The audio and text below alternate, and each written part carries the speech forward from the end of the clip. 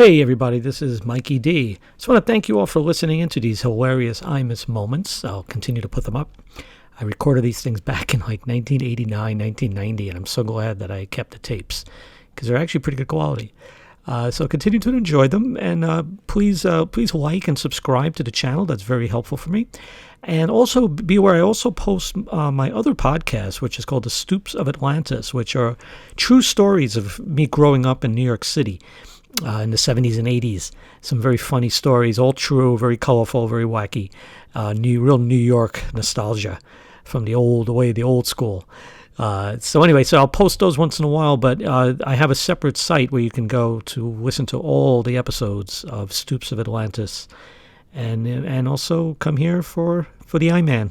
Thanks so much for listening. Press 13 for automatic connection to a suicide counselor, your local Poison Control Bureau, or the Connecticut Coma Rehabilitation Center in Norwalk.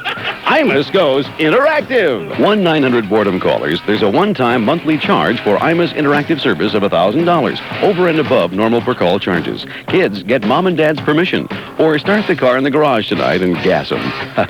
The Imus Interactive Intimate Hotline is a service of stick foreign objects down my throat and gag myself to death, Inc. Call now because he has nothing else to do. Imus in the morning. So did you see that? You saw the end, right? You got a golf bag in the trunk of the limo with a body in it, don't you? Hey, does this mean now they found Maddie, is that her name? Yeah. They found her wrapped up just as Laura was. Right. So does this mean now that, what's his name, gets out of jail? Ben Horn? Audrey's dad, yeah. No, because they have evidence against Ben Horn, and they have nothing against Leland except the dream. They got the midget and the giant, neither one of whom can testify. I think we better wait till 10 to talk about this in the office. What are you doing for Thanksgiving, Chief? It's 26 after 8, I'm assuming. I'll see you later, Rob. Thanks, dear. Okay. Imus in the morning. Fans. See, I understand. Now, do you understand the charges that have been brought against you? Yes, I understand, All right. but I am not worried, because, you see, I am the f***ing boss. Yeah, right. You're the f***ing boss of Cell Block C. Listen, tell me once more. Replace him with... Oh, okay. So, I'm sitting in the presidential palace, right? Right. And I'm minding my own business. I'm getting my knob polished. Yeah. I'm wired like a son of a bitch.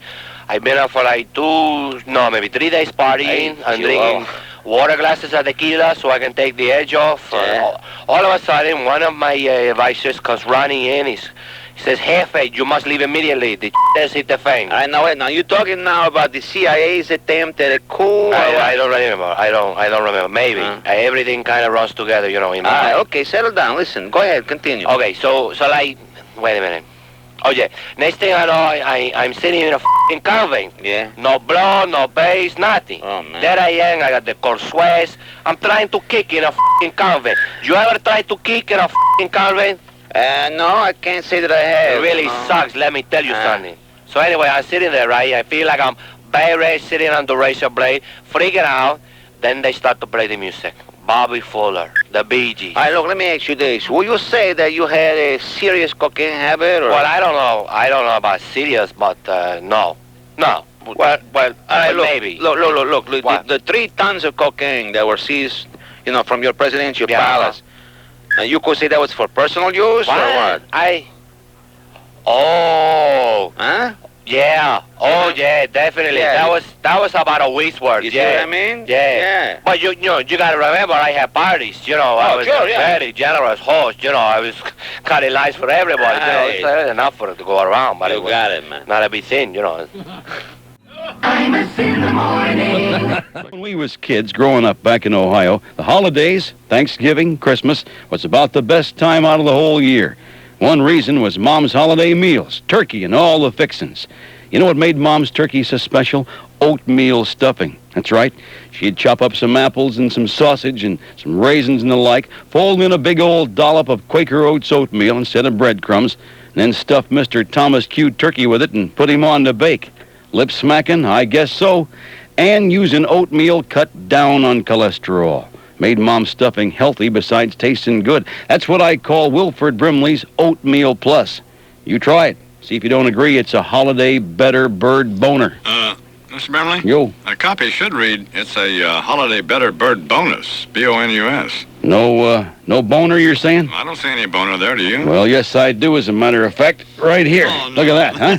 That's just from thinking about the olden days, stuffing the turkey with oatmeal. Oh, but that's the oatmeal bonus, Mr. Brimley. Well, that's right. Now you're cooking with oil, son. You bet that's a bonus. I tell you what, now you set out a big old golden brown turkey with the steam rising off of her, Yeah. that oatmeal stuffing spilling out of her private parts there, and every kid at dinner will be springing a woody. No. You'll lift that table about a foot off the floor to where you think you're at a seance. So, kids, you tell your mom to knock out some oatmeal stuffing this year. Just say, Mom, pour my oatmeal in the body cavity of that hot steaming gobbler.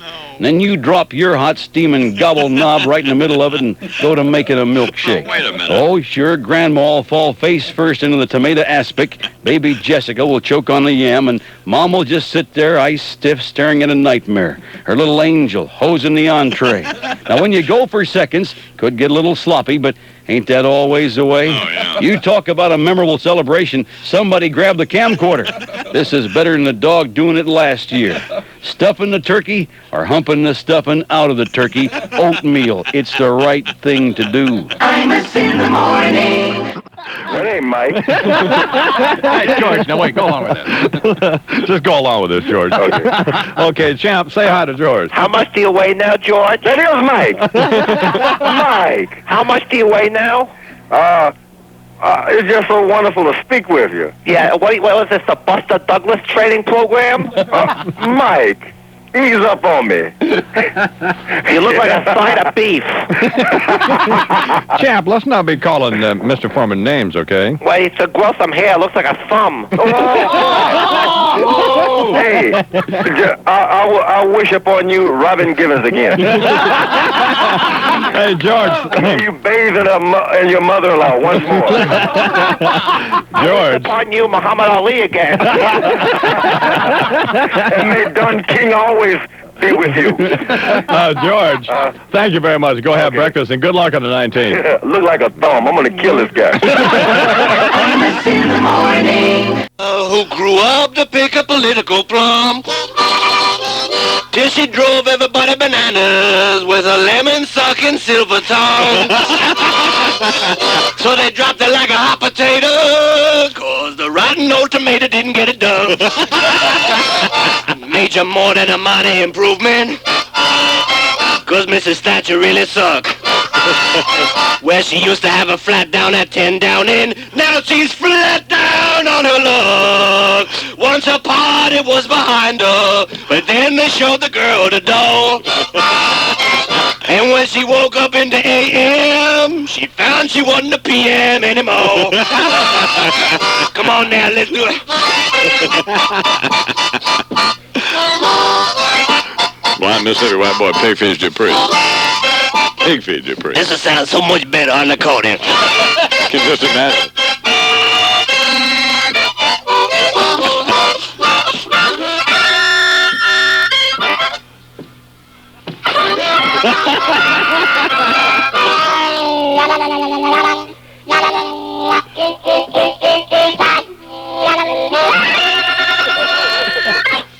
Well, thank you very much.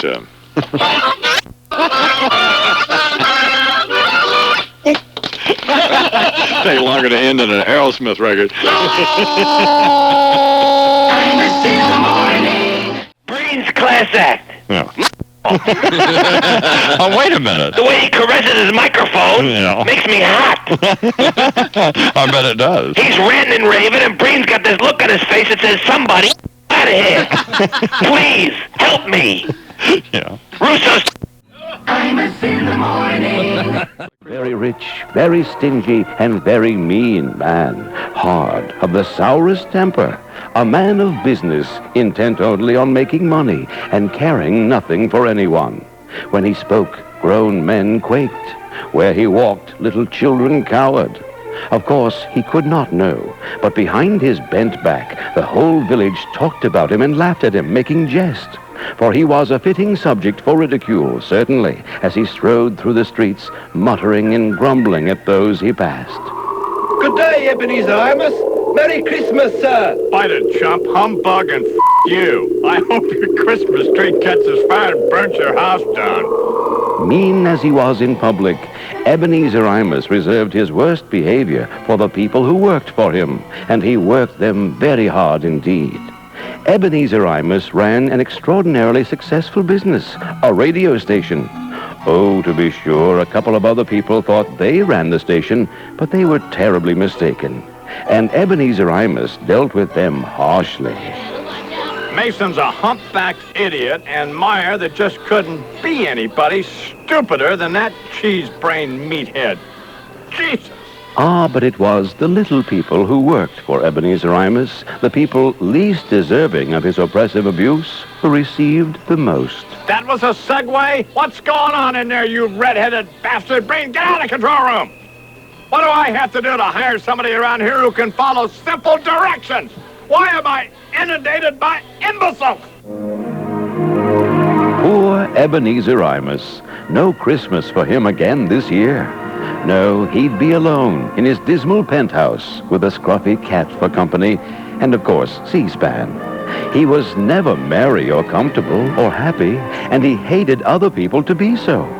Well, one holiday season, the staff of the Ebeneezer in the Morning radio program screwed up their courage and decided to try to speak to their difficult boss.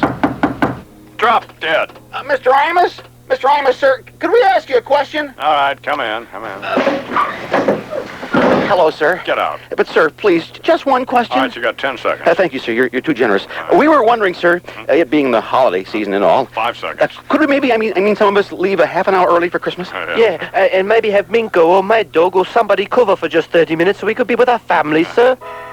Well, the two daring staff members watched with a growing dread as a red tinge slowly climbed up Ebeneezer Imus's neck, and his hands spasmodically clenched and unclenched as he stared ahead, eyes beginning to bulge. Gosh, look at the time. Just forget it, Mr. Imus, sir. I don't think we really want to leave early at all. But Ebeneezer Imus could be one to surprise, sometimes. 30 minutes, huh? Aren't you Cratchit, Bernie Cratchit? That's right, sir. Yeah, the one with the frail little crippled boy. Yes, sir. And you want to spend extra time, my time, with the little one on Christmas, huh? Please, sir. Well, tell you what, Cratchit. Say, it's a little gloomy in here, don't you think? A little, sir, I guess. If you'll hand me that lantern there, I'll give you my answer. Uh-oh. This one, with the exposed and frayed wire, sir. Uh-oh.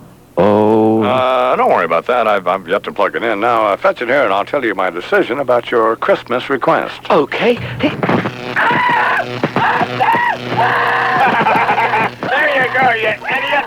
Now you can get a part-time gig as a Christmas tree, you pathetic peasant. Sir, his ears are starting to smell. Oh, like I care. Tell it to Santa. You're mean, sir. You're despicable and mean. You need a beating, sir, or a visitation from some hideous specter or something.